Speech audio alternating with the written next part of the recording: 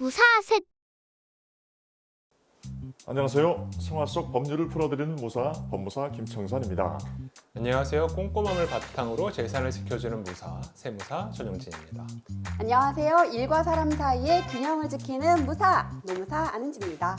법무사, 세무사. 노무사 셋이 모여 무사 셋입니다. 네, 반갑습니다. 네.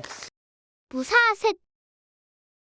네, 저희가 언젠가부터 조금 새로운 공간에서 촬영을 하고 있는데 이 공간 어떠신가요? 마음에 맞아요. 드시나요? 지난 겨울에 우리 시작할 때 굉장히 추웠는데 네. 지금은 너무나도 포근하고 아늑하고 따뜻하고 좋습니다.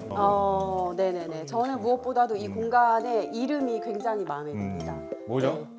상승기류. 상승기류 네. 반대네. 상승기류. 저희가 이 공간을 협찬받아서 네, 사용을 하고 있는데 굉장히 감사드립니다. 감사히 잘 사용하겠습니다.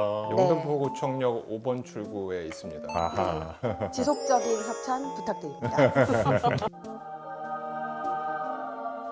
네, 오늘은 저희가 어떤 주제에 대해서 좀 얘기를 나눠보면 좋을까요? 법인이라고 하면은 정확하게 말하면은 대부분의 경우는 주식회사죠. 민법상의 법인은 사단법인, 재단법인이 있고 항법에도 주식회사, 유한회사, 유한책임회사, 합명회사, 합자회사 그런 여러 가지 종류의 회사가 있는데 그 중에서도 주식회사를 설립하는 경우가 99%니까 그쵸. 주식회사 설립 과정을 위주로 한번 말씀을 나눠보면 좋지 않을까 싶습니다. 오늘 또 저한테도 굉장히 유익한 컨텐츠.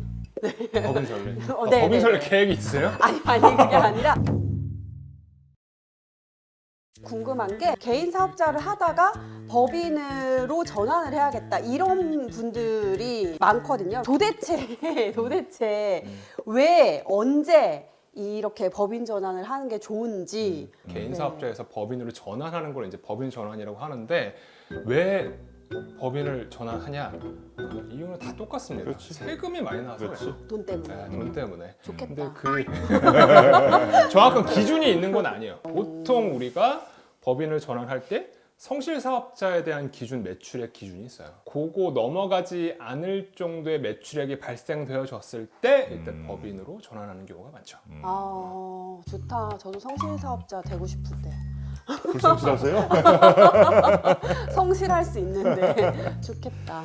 네. 그리고 이제 개인 기업을 법인으로 전환한다라는 말을 쓰는데 실제적으로 실무상으로는 별도로 그냥 법인을 설립하는 겁니다. 주식회사 그렇죠. 설립을 하는데 개인 사업자로서 가지고 있었던 어떤 세금을 신고하고 납부할 의무를 그대로 이월한다 그렇게 얘기하죠. 그런 효과를 얻기 위해서 세무사님들이 설립 전 단계에서 검토 및 상담을 많이 해주시고 그렇게 해서 네. 결정이 되면 제가 이제 법인 설립을 맡아서 하게 되는 경우가 많이 있습니다.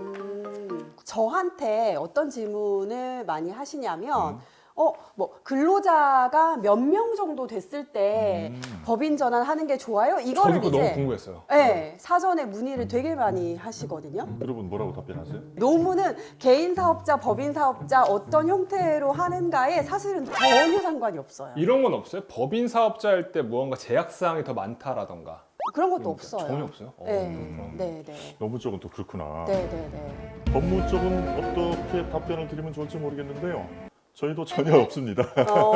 법인 설립 절차랄까 이런 프로세스를 한 번만 이렇게 쫙 요약해서 정리해 주시면 좋을 것 같아요. 회사를 만들 때는 회사의 헌법이라고 할 수 있는 정관을 갖다가 잘 만드는 게 가장 중요하겠죠. 첫 번째 정관. 그렇죠. 그 정관에 있는 사항 중에서 굉장히 중요한 것들, 이른바 절대적 기재사항이라고 하는 것들이 그대로 등기부에 현출돼서 나타나는 거거든요. 그래서 등기 신청서에다가 우리가 써서 내게 돼 있는데 맨 먼저 정해야 될 것은 안 그래도 이 회사의 간판인 상호겠죠. 네. 그 밑에는 정해져 있는 본점. 본점. 소재지를 정확하게 주소지요. 도류명 주소로 기재를 해야 될 것이고 그 다음에 이제 주식의 수가 굉장히 중요하겠죠. 이게 한 주의 금액을 얼마로 할 것이냐 그리고 그 주식을 몇 주를 발행할 것이냐라는 게 결정이 되면 이 두 가지를 곱하면은 자본금. 자본금이 되겠죠. 네, 자본금까지가 정해져야 되겠고 물론 또 회사가 발행할 주식의 총수 나중에 증자할 것까지 감안해서 정해진 주식에 관한 수까지 정하는 것이 우선이겠고 공고 방법에 관한 사항이 있을 것이고 그리고 임원이 누구냐라고 보면은 임원도 1인 주주인 사람이 그냥 대표자인 경우도 많이 있죠. 근데 이제